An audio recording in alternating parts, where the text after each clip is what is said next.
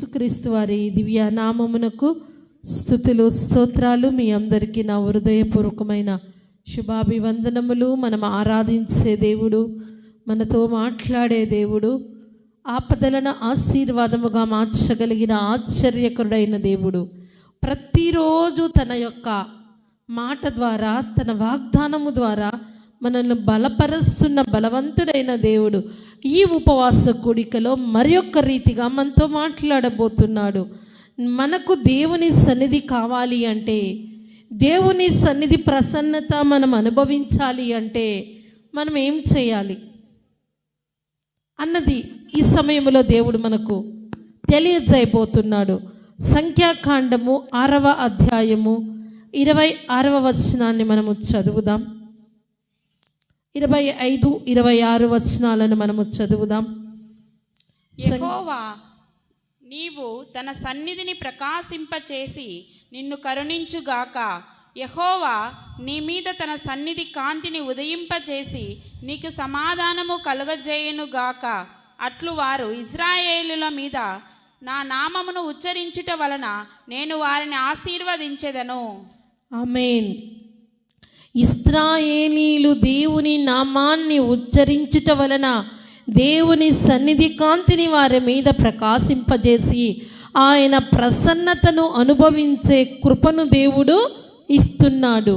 మరి ఈ సమయంలో దేవుడు మనకు తెలియజేస్తున్న మాట ఏంటి అంటే, మనము ఉచ్చరించవలసినది యేసు నామం. యేసుక్రీస్తు నామం ఉచ్చరిస్తే అది శక్తి కలిగిన నామం, అది బలమైన నామం, అది ఆశ్రయించదగిన నామం, బలమిచ్చే నామం. మరి నీవు ఏ చీకటిలో ఉన్నా, ఎలాంటి అస్వస్థతలో ఉన్నా యేసు నామాన్ని ఉచ్చరించినట్లయితే గొప్ప కార్యాన్ని నీవు పొందుకోగలుగుతావు. ఇశ్రాయేలీయులు అరణ్యములో ఉన్నారు. వారు ఆ కనాను యాత్రలో నడుస్తుండగా మరి వారికి పగలు మేఘస్తంభం నుంచి, రాత్రి అగ్నిస్తంభం నుంచి నడిపిస్తున్న దేవుడు, వారు యేసు నామము ఉచ్చరించినప్పుడు సంఖ్యాకాండము 6వ అధ్యాయము 25వ వచనం 26వ వచనము ద్వారా యెహోవా నీకు తన సన్నిధిని ప్రకాశింపచేసి నిన్ను కరుణించునిగాక. యెహోవా నీ మీద తన సన్నిధి కాంతిని ఉదయింపచేసి నీకు సమాధానము కలుగజేయునుగాక. ఆమేన్. ఈ రాత్రి నీవు అసమాధానముతో ఉన్నావా, అశాంతితో ఉన్నావా, ఆదరణ లేక ఉన్నావా? నీవు చేయవలసింది ఒకే ఒక పని, యేసు నామం ఉచ్చరించాలి, యేసుక్రీస్తు నామాన్ని నమ్మగలగాలి. నీ యొక్క స్వరములో, నీ హృదయములో నుండి యేసు నామం అనే యేసు నామ స్మరణ నీవు చేసినప్పుడు దేవుని యొక్క సమాధానాన్ని పొందుకుంటావు. ఆయన సన్నిధి ప్రసన్నతను అనుభవించావు. ఆయన యొక్క ముఖ కాంతిలో నీవు ఉంటావు. మరి ఈ యొక్క యేసు నామాన్ని ఉచ్చరించే అనుభవంలోనికి నీవు వస్తావా?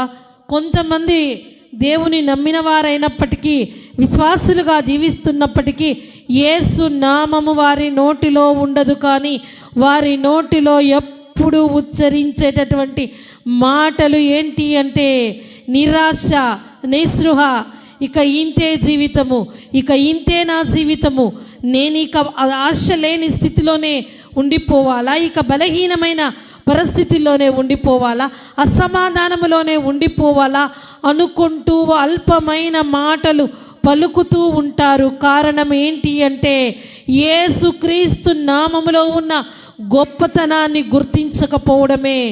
యేసు అనగా రక్షకుడు. నీవు ఎలాంటి స్థితిలో ఉన్నా, ఎలాంటి బంధకాలలో ఉన్నా, నీ బంధకాలను తెంచి నిన్ను రక్షించగలిగిన వాడు రక్షకుడు. యేసు యేసు యేసు అనే అనుభవంలోనికి ఈ రాత్రి నీ వచ్చి యేసు నామాన్ని ఉచ్చరించినట్లయితే సమాధానము, ఆయన సన్నిధి మనతో ఉంటే చీకటి అక్కడ ఉండదు, అపవాది అక్కడ ఉండదు, ఏడుపు అక్కడ ఉండదు, పాడు నాశనము, బలత్కారమును మాటలు అక్కడ ఉండనే ఉండవు. యేసు నామాన్ని ఉచ్చరింపిన స్థలంలో కానీ ఆ జీవితంలో కానీ సమాధానమే అధికారిగా ఉంటుంది. నీతిని ఆయన విచారణకర్తగా నియమిస్తాడు. బైబిల్ గ్రంథములో నుండి ఒక వ్యక్తి యేసు క్రీస్తు నామాన్ని ఉచ్చరించాడు. ఎంతోమంది యేసు నామాన్ని ఉచ్చరిస్తున్నారు. యేసు నామము ద్వారా బలమైన కార్యాలు పొందుకున్నారు.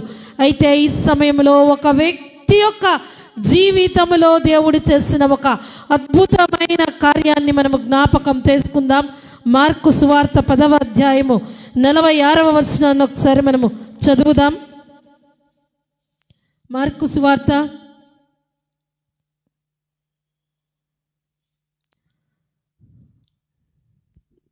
వారు యెరికో పట్టణమునకు వచ్చిరి.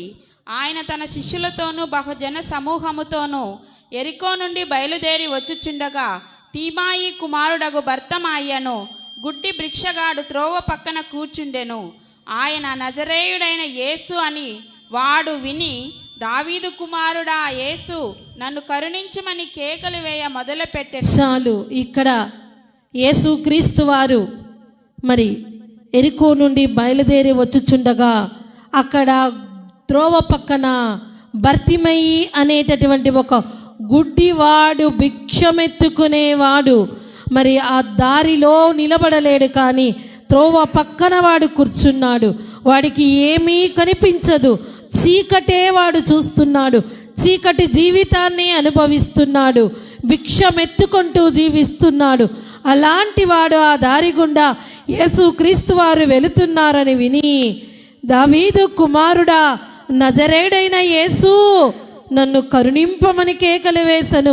ఎప్పుడైతే వీడు దావీదు కుమారుడా నజరేయుడైన యేసు అని కేకలు వేశాడో ఆ చుట్టూ ఉన్నవారు వారిని గద్దిస్తున్నారు. ఆగు, ఎందుకలా అరుస్తున్నావని అతన్ని బలహీన పరుస్తున్నప్పటికీ చూపు లేనివాడు, ఎప్పుడు యేసుని చూడలేనివాడు యేసు క్రీస్తు గురించి విన్నాడు, అంతే వాడికి తెలుసు. అయినప్పటికీ వాడిని బలహీన పరుస్తున్న చుట్టూ ఉన్న వారి మాటలకు బలహీన పడిపోక మరి ఎక్కువగా అరుస్తున్నాడు. దావీదు కుమారుడా నజరేయుడైన యేసు, నన్ను కరుణింపుము. దావీదు కుమారుడా నజరేయుడైన యేసు, నన్ను కరుణింపమని మరి ఎక్కువగా కేకలు వేయడం స్టార్ట్ చేశాడు. వాడి స్వరము యేసు క్రీస్తు చెవికి వినబడే వరకు వాడు అలా అరుస్తున్నాడు. ఏమాత్రం బలహీనం అవ్వలేదు, ఏమాత్రము దిగులు చెందలేదు. వాడి ధ్యాస ఒకటే, యేసు క్రీస్తు నామము ద్వారా నా జీవితంలో గొప్ప కార్యము జరుగుతుందనుకున్నాడు. అరుస్తున్నాడు, మరి ఎక్కువగా చెప్తున్నాడు, దావీదు కుమారుడా నజరేయుడైన యేసు, నన్ను కరుణింపుము. అలా అంటూ ఉండగా కింది వచనం 50వ వచనాన్ని చదువుదాం మనము. అంతటా వాడు బట్టను పారవేసి దిగ్గున లేచి యేసునొద్దకు వచ్చెను. చాలు. 49వ వచనాన్ని చదువుదాం. అప్పుడు యేసు నిలిచి వానిని పిలువుడని చెప్పగా వారా గ్రుడ్డి వానిని పిలిచి, ధైర్యం తెచ్చుకొనుము, ఆయన నిన్ను పిలుచుచున్నాడు, లెమ్మని వానితో చెప్పిరి. అంతటా వాడు బట్టలు పారవేసి దిగ్గున లేచి యేసునొద్దకు వచ్చెను. ఆమేన్. ఎప్పుడైతే వాడి స్వరము యేసు క్రీస్తు వారు విన్నారో వెంటనే యేసు వాడిని పిలువడని చెప్పగా వాడు ధైర్యము తెచ్చుకుని వాడు ఒక గొప్ప పని చేశాడు. ఒక భిక్షగాడికి ఆధారం ఆ బట్ట మాత్రమే. అయితే వాడు ఆ బట్టను పారవేసి దిగ్గున లేచాడు. ఇక యేసు నన్ను పిలిచాడు, నా స్వరం విన్నాడు, ఇక నేను భిక్షమెత్తుకోవలసిన అవసరం లేదని భిక్షమెత్తుకోవడానికి ఆధారమైన బట్టను పారవేసి దిగ్గున లేచాడు. ఆలోచించలేదు, అపనమ్మకం ఉంచలేదు, అవిశ్వాసం ఉంచలేదు. యేసు పిలిచాడు అంతే, దిగ్గున లేచి బట్టను పారవేసి అప్పుడు యేసు క్రీస్తు వారితో అతను మాట్లాడుతున్నాడు. 51వ వచనములో యేసు, నేను నీకేమి చేయగోరుచున్నావని వాని నడుగగా ఆ గ్రుడ్డివాడు, బోధకుడా నాకు దృష్టి కలుగజేయమని ఆయనతో అనెను. అందుకు యేసు, నీవు వెళ్ళుము, నీ విశ్వాసం నిన్ను స్వస్థపరిచెనని చెప్పెను. వెంటనే వాడు త్రోవను ఆయన వెంట చూపు పొంది వెళ్ళెను. చాలు. వెంటనే యేసు నేను నీకు ఏమి చేయాలి అన్నప్పుడు వాడు చెప్తున్న మాట, నాకు దృష్టి కలుగజేయమని అనగానే యేసుక్రీస్తు వారు అంటున్నాడు, నీ విశ్వాసమే నిన్ను స్వస్థపరచునని చెప్పిన వెంటనే వాడు దృష్టి పొంది చీకటి నుండి వెలుగులోనికి వాడొచ్చి భిక్షమెత్తుకునే స్థితి నుండి లేచి ఇతరుల మీద ఆధారపడే అనుభవం నుండి వాడు లేచి ఇక భిక్షమెత్తుకోవలసిన అవసరం లేదని జ్యోతిర్మయుడైన యేసుక్రీస్తు నామాన్ని ఉచ్చరించి చూపు పొంది దారిలో నడవలేని వాడు త్రోవ పక్కన కూర్చునేవాడు దారిలో నడిచి త్రోవ వెంట నడిచి వెళ్ళాడు. ఈ రాత్రి కాల సమయంలో ఉపవాస ప్రార్థనలో దేవుడు అడుగుతున్నాడు, నీవు కానీ యేసు నామాన్ని ఉచ్చరించినట్లయితే, యేసు క్రీస్తుకు నీ స్వరము వినపడేలాగా నీవు ఉచ్చరించి దేవుణ్ణి వేడుకొని దేవుని మీద విశ్వాసం ఉంచినట్లయితే, సంఖ్యాకాండం 6వ అధ్యాయము 26వ వచనం 25లో సెలవిచ్చినట్లుగా సమాధానము నీకు పొందుతుంది. ఏ సమాధానములో ఉన్నా ఆ గుడ్డివాడు పుట్టినది మొదలుకొని గుడ్డివాడిగా ఉన్నాడు. భిక్షమెత్తుకునే వాడి జీవితములోని అసమాధానము చీకటిలయమైపోయింది. వెలుగుతో నింపబడ్డాడు, చూపును పొందుకున్నాడు. ఈ రాత్రి నీకున్న అవసరత ఏంటి, నీకున్న అక్కరేంటి, నీకు కావలసిన ఆశీర్వాదం ఏంటి? ఏ ఆశీర్వాదము కావాలన్నా, ఎన్ని సంవత్సరములైనా తీరనటువంటి సమస్యలో నీవున్నా తీర్చగలిగిన దేవుడి యొక్క నామాన్ని ఉచ్చరింపగలగాలి. బైబిల్ గ్రంథంలో ఎంతోమంది ఎన్నో పేర్లతో దేవుని నామాన్ని ఉచ్చరించారు. అబ్రహాం అంటున్నాడు, యెహోవా ఈరే, ఆయనే చూచుకొనును. హాగర్ అంటుంది, చూచుచున్న దేవుడవు.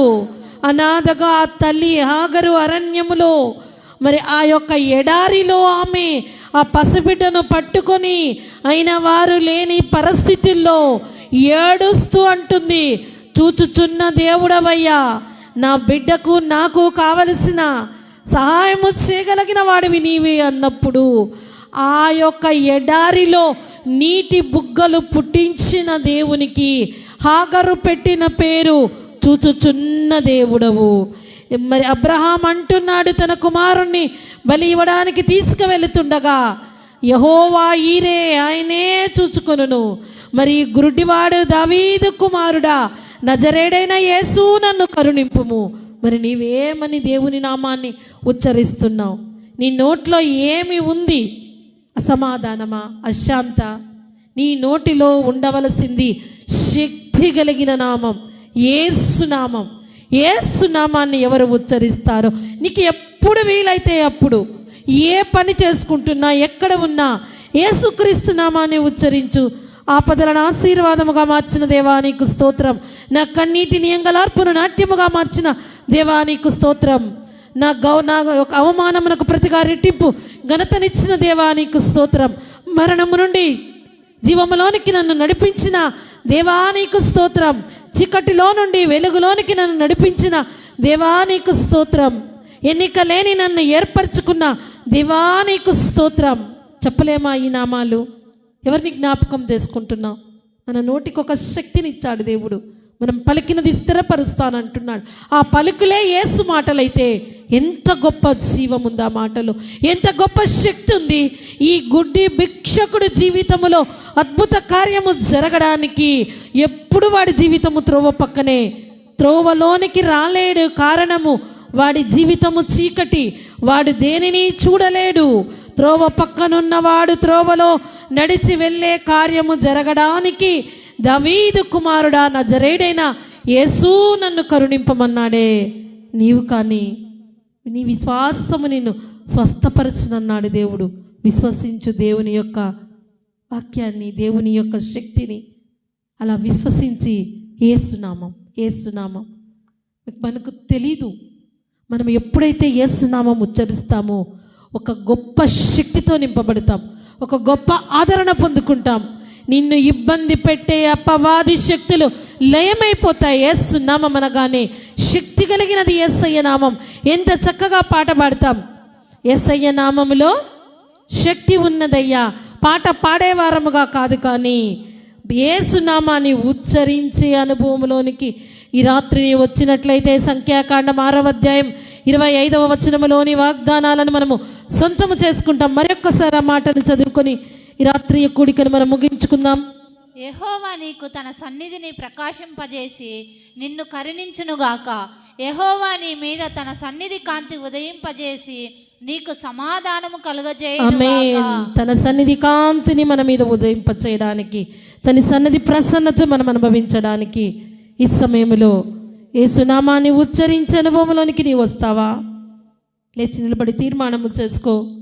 ఒక గుడ్డివాడు త్రోవ పక్కన ఉన్నవాడి జీవితంలో గొప్ప కార్యము